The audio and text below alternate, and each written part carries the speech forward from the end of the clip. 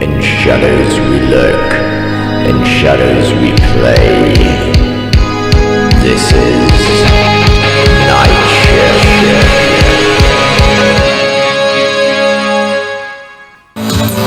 A perfectly damaged mind, like sinus severe calling. A devil wrapped in pale, pale sheets calling. Ragged eyes wandering amongst the litter ship. Red bricks dash across the reservation pitch.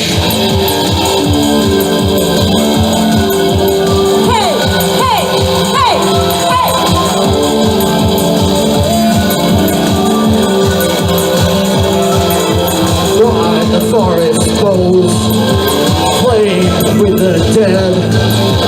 Frosted corpses daily, in symphony giving heads. Electrify the belt and teeter in time with time. The rocking horse yells as it hits the road sign.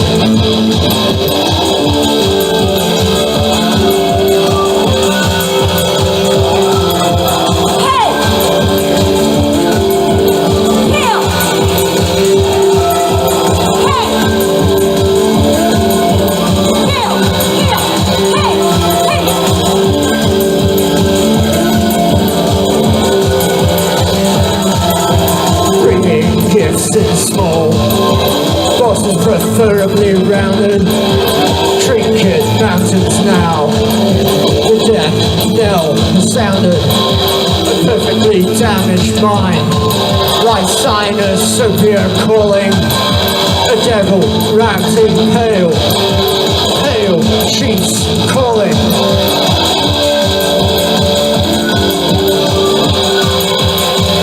You're in the white shirt, could you move, please?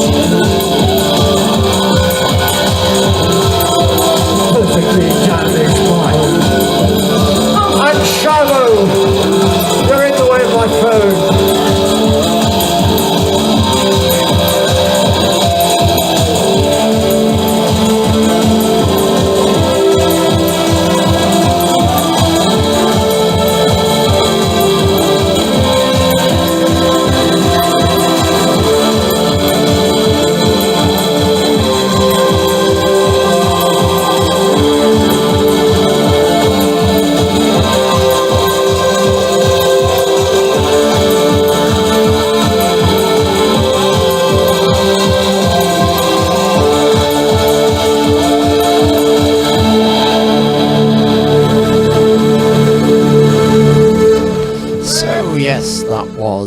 Me as Jungle Band there, way back in 2023 time. That seems to have some sort of feedbacky thing going off here. I'm not sure exactly why, but I guess I'll deal with it. Anyway, I think I know why that it is. Yes, I fixed it for me. Anyway, yes, as you undoubtedly know, I'm Derek Anthony Williams.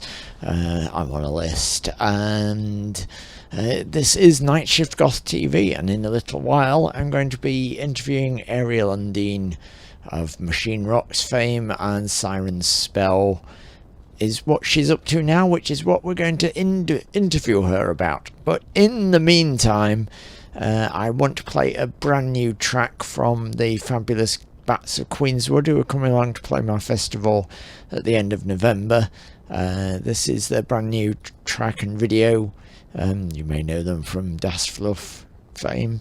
Yeah, this is Bats of Queenswood with Chainsaw, so let's get this going.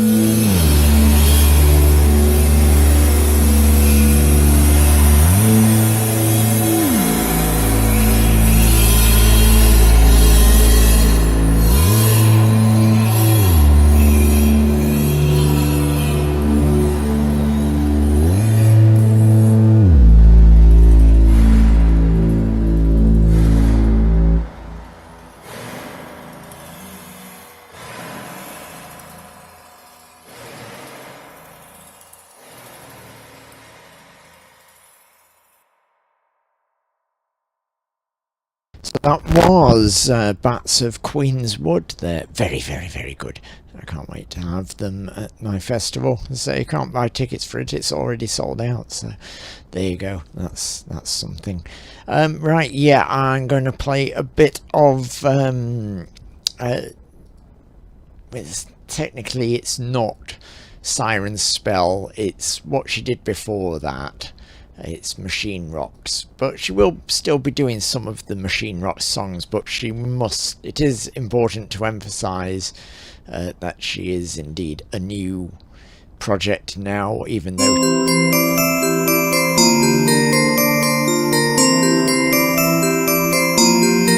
she was my pretty doll, and she looked like myself.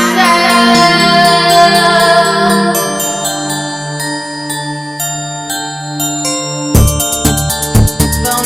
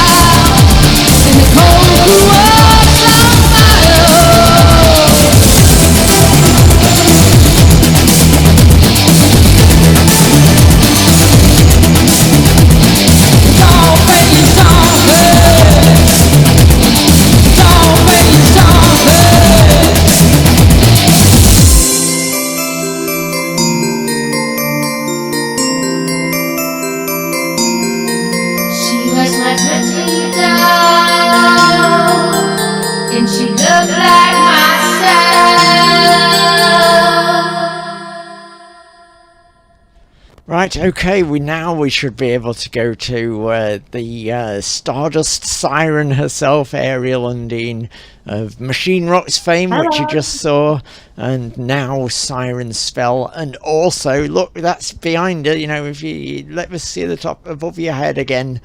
Let's see above it. Yeah, there, see Siren's Cave coming up next week, isn't it? Yeah, Siren's Cave, the fabulous sort of undersea goth event that happens at Blackheart Camden.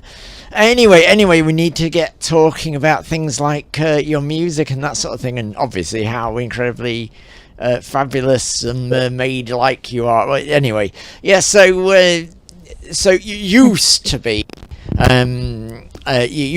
Machine Rocks. But now you've decided to, were you sort of gradually sort of turning into the mermaid kind of thing with Machine Rocks, or was that always going to be different sort of thing? Well, when I met him, I started off as a solo artist and I joined him as a backing singer. But eventually, because I wrote songs as well, and contributed to the songwriting, we worked really well together. I eventually sort of became the lead singer because he didn't really want to sing live. He just wanted to play guitar and make music.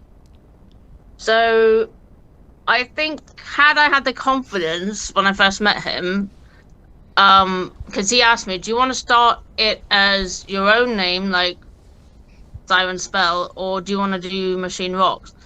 And I kind of said that let's just do Machine Rocks, and I'll sort of add my own style to it. But because I write a lot of the songs, it's just difficult. Like with Siren Spell, he still makes the music for it, and I still want to continue singing the songs that I wrote in Machine Rocks. Yeah.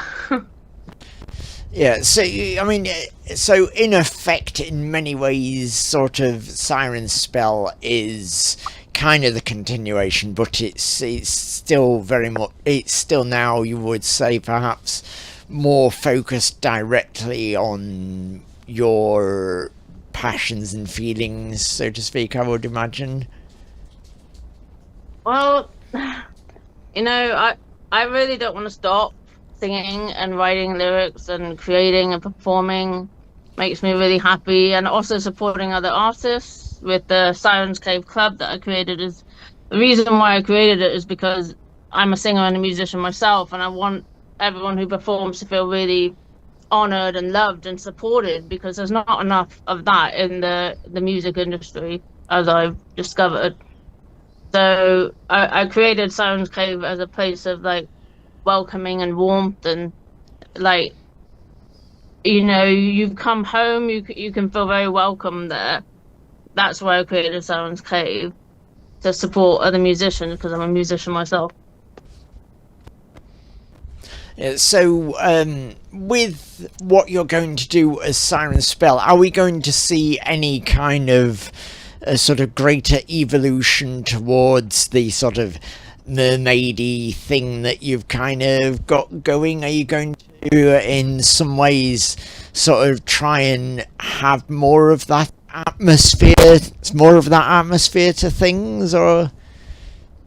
Well, the mermaid like brand is sort of like a brand because sirens and mermaids are very well connected with music and like connecting with people and bringing them into music. Obviously, it's like every song that I write is not all about mermaids. No, I do have like a depth of scope where I write about a lot of different things, but I guess like the sort of imagery and aesthetic is mermaid. But I sing a lot about a lot of things that I hope that people can connect with. So what? Are there any sort of particular things that you feel are sort of motivating and influencing sort of thematically your songwriting right now? Well, I think I want to take it in a different sound to Machine Rocks, and we're just like kind of in the creative process of that.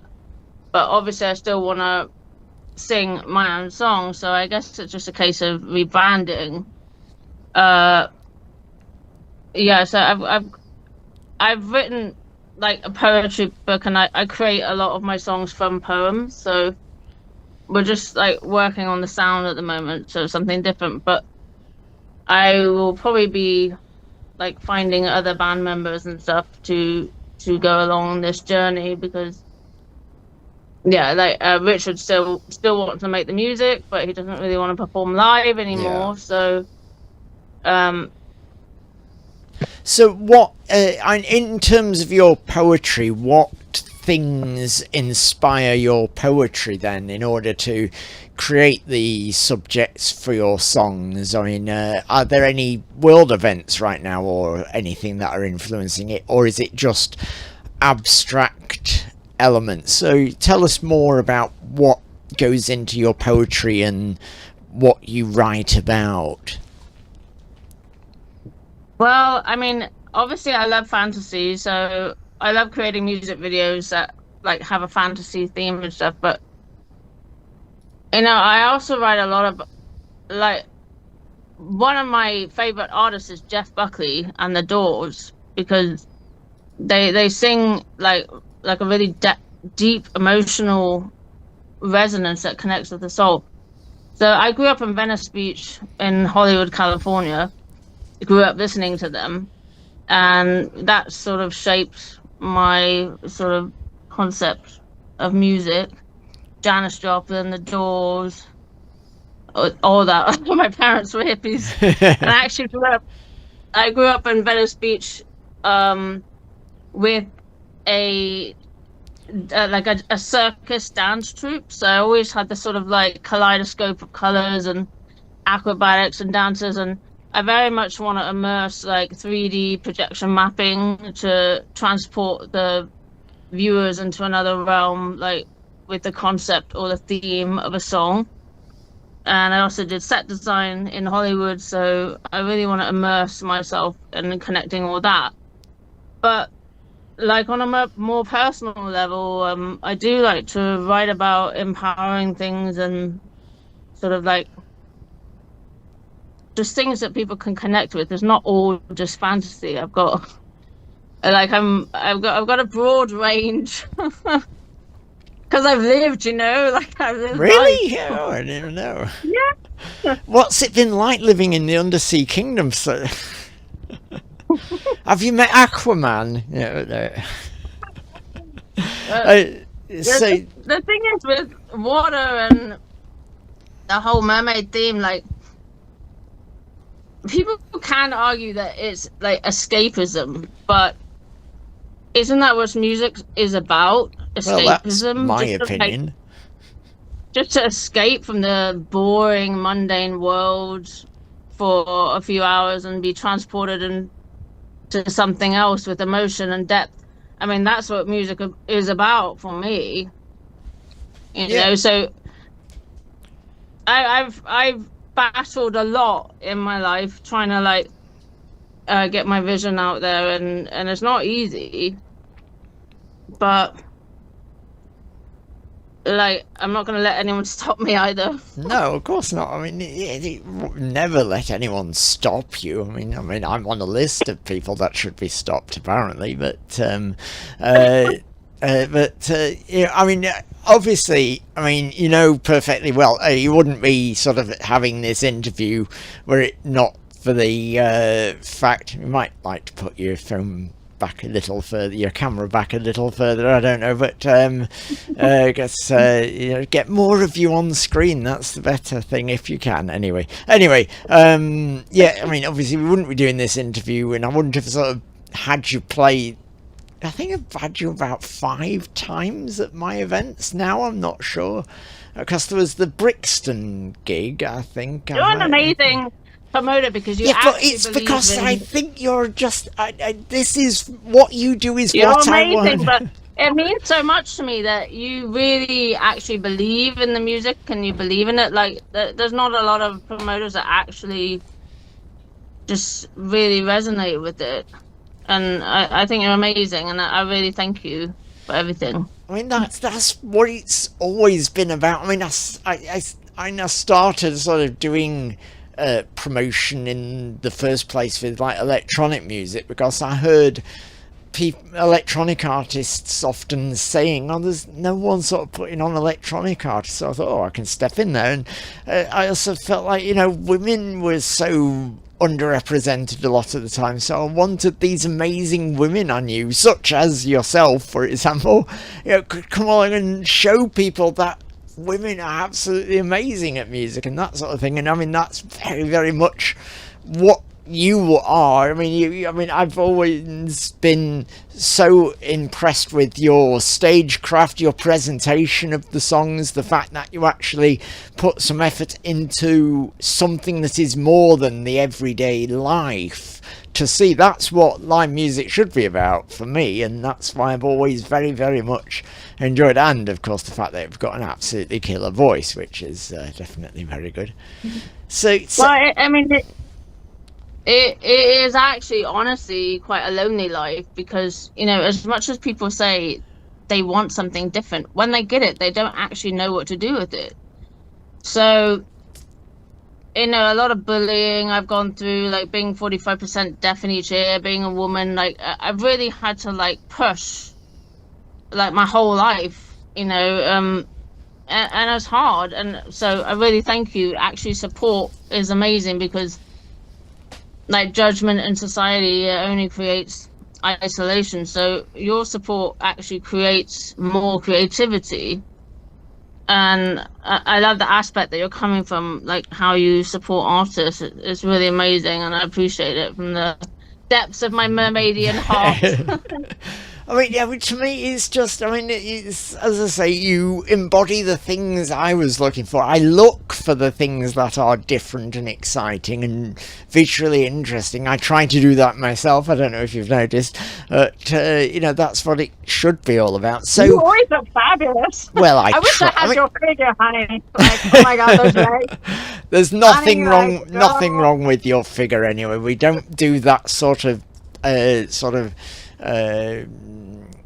I can't remember what the term is, something ist anyways, so body shaming, we don't do that sort of thing around here, and you always look absolutely, yeah, I mean, I'm not trying to say sort of anyone should be body shaming you or anything, but because you look fabulous. I mean, look at you right now, you look amazing. So it's absolute nonsense, that idea. But the thing is, that's what I look for is, you know, artists, you know, that are, you know, you to me represent an artist because you are visual and you are creative audibly, so, you know, that sort of thing. So anyway, enough about that sort of thing, because that's sort of getting a little bit towards me, and I don't like to be about me. I want to be about you. So I'm just sort of kind of interested in a way. I mean, we've talked a little bit about how you grew up, but I'm just curious as to when you sort of maybe got that urge, that if you can maybe think of that moment where you had that sort of feeling where I've got to be a band sort of thing, or I've got to be a performer in some way. Can you think back to when that occurred, or has it just sort of always been there? I think I don't know, like when you're deaf, like you don't hear the music, you feel it. So it's a very vibrational thing for me. And I would also compose things in my head with the lyrics. And it's amazing when you meet other musicians. Like when I met Richard, it was just so incredible because I would have a concept and a theme and he would create it with music. And that was just beautiful to me. Like, I love him. He's a Sagittarius like me. Like we are like brother and sister, and I love working with him. And I hope to continue creating because we work very well together. But like in terms of going back to that first time, I guess like my mother said, "Oh, you can never be a singer because you're deaf," and I think that is what like made me want to do it even more. Yeah. You know, like, okay, when I'm told not to do something, I'm going to do the opposite. I'm a bit of a rebel like that. So I absolutely insist you stop performing now. Okay, no more gigs. Yeah, that work. You know, maybe I can get you up on stage more then. You know, by trying to insist that you stop and don't create any more music, and definitely don't create any more music in the next week or anything. You know, that work. Maybe get more out of you then. But anyway, I think I'll still be in a mermaid tail in a wheelchair in my 90s if people still love me. yeah, why not? Like, So, were you in any bands before the Machine Rocks thing came along? yes, I moved back to LA and I started a band with my ex-boyfriend called Pirate Siren, and he was a drummer. And I really started like the writing process from there. And we just did a lot of shows in LA, and like it was amazing, but it was more like rock and roll. It wasn't electronic music, it was like more rock and roll kind of music. But like it's really difficult when I had to move back to England, and I was like, how am I going to carry on creating? Like when you have a band, it's like a family, and it devastated me to lose that, because actually when you do everything and you navigate everything on your own, it's very overwhelming. So I thought, like, okay, like I really want to do like electronic music and like create poetry with my music, but also create like a visual show, because I probably could do that. So yeah, but like, yeah, bands are like families. I've been through a lot of experiencing musicians, and anyway, I don't live in LA anymore, so I had to make it happen here. But like, I really feel like people, like, they really like, they want something different, but when they get it, they don't know what to do with it. So I do. Give it lots and lots of gigs. yes, I know. You thank you. That's because you think outside the box. Well, yes. Not everyone does. Being outside the box myself, I think. Yeah, I mean, I'm just sort of interested in like personal life. Have you? I've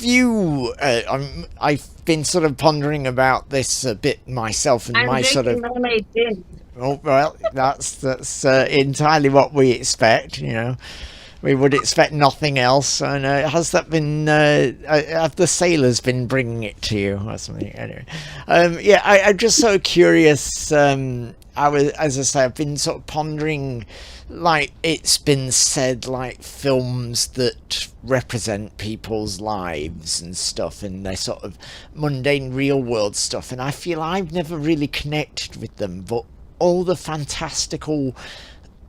Otherworldly stuff, and that has always been what has seemed to represent my life, and I wondered if it had sort of felt the same for you. Have you always kind of felt that sort of strange outsiderness and not necessarily knowing where you fit in? Is it really goth? Is it something else? What is, you know, I mean, it can be really hard. That I don't know if you've ever felt that. So I completely. I mean, I tend to feel that.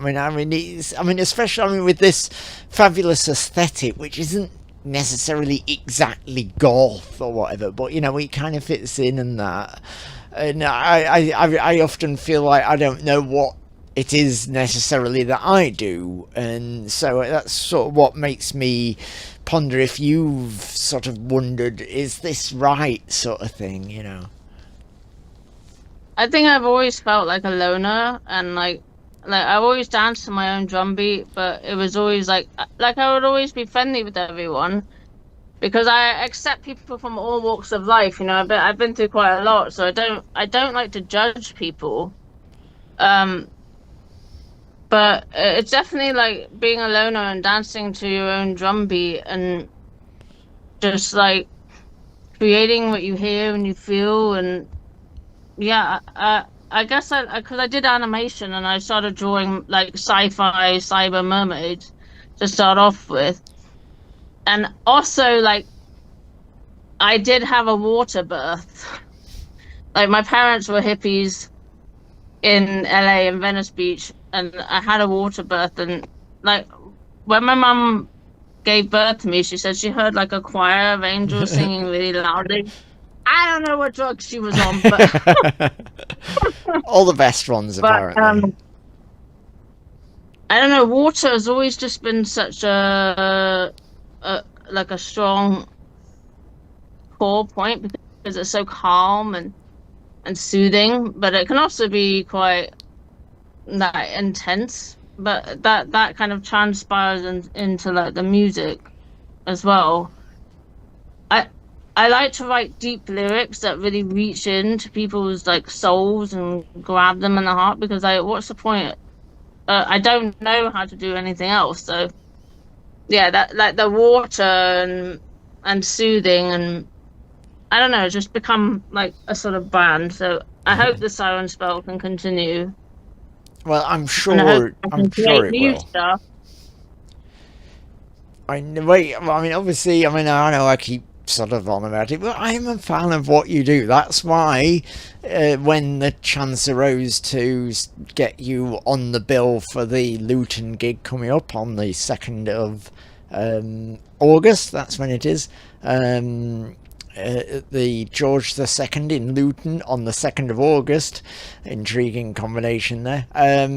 Yeah, when the chance came up to sort of pick someone else to join me when all the other bands had dropped out, you were absolutely up there first on the list, sort of thing, because you know Yeah, I'm there for you because I'm loyal. Yeah, yeah, but you it's are too. So but you know I'm there for you. it's that I enjoy what you do, and the thing is, obviously, being as you are not terribly far away from Luton, so to speak, being London, a lot closer than I am. You know, it was easier to get you there than it is to get you up here, of course. So Getting you up, fabulous, by the way. yeah, getting you up to Sheffield and Doncaster, etc., is a lot more hard work. So you know, it was a wonderful chance to have you there because I enjoy what you do so much, and I'm really, really looking forward to having you there. So we probably But best. honestly, like I really feel like because you're a musician yourself, you really get it. You get all the trials and the tribulations that other musicians go through, and I'm just so grateful for you believing in me because, like, you know, I don't want money, I don't want fame, I don't want to be rich. I really don't care about all of that. When we die, we leave nothing behind, you know, in this journey of life. But like even just like if you work really hard and you create something, just a few words like of what you think of that song, that's what keeps me going. Yeah. So, like support, I guess, is just so important, and I really thank you for that. Anyway, we probably best wrap this up here. So anything else you want to briefly add quickly before I play a little bit more of music, and just in case I've missed anything. Um, I've written a book. So I, I've written a book called Cat Witch, and the front cover was done by the brilliant, who's now passed away, Chris Achilles, and he drew the character for. So I'm looking to getting my book edited. It's like a gothic fantasy with because I'm a songwriter, lots of spells and enchantments with the songs. Yeah, thank you. right, anyway, so everyone also get down to the next Siren's Cave, which I think is it this week? Yeah, this Saturday we open at 8. I'll be DJing. Yeah, hope to see you there. Yeah. Right, anyway, I shall finish for now. You're rather breaking up a lot anyway, but it's been lovely to talk to you, and I look forward very, very, very much to seeing you again in Luton. So, all the best until then, and hope your Siren's Cave goes very, very well. Right, bye for now.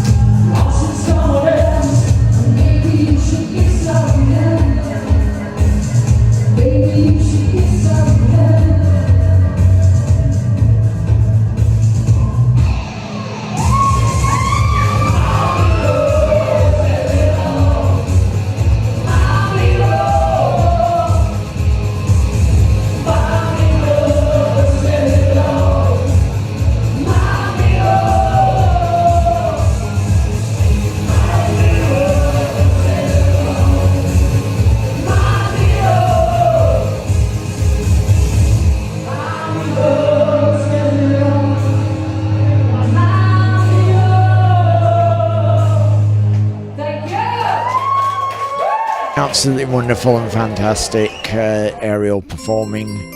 No, we don't want Dollface again. That's the trouble with using Pop Player. It will play anything that has the same title. Well, starts with the same words anyway. It will play next in a playlist, whether you want it to or not. Yeah, so as I say, we're going to be playing together in Luton. I just get that poster for you. Right, yeah, that's that. So that's something to come along to if you can get to that. Now let's have, I think, a bit of Miranda Sex Garden from when I saw them in Nottingham recently. I recorded this performance. I think it was their first track of the night, Wooden Boat. Just absolutely spellbindingly brilliant and wonderful. Totally unique and fabulous. Miranda Sex Garden. Catch them if you can. They're an absolutely astonishing experience.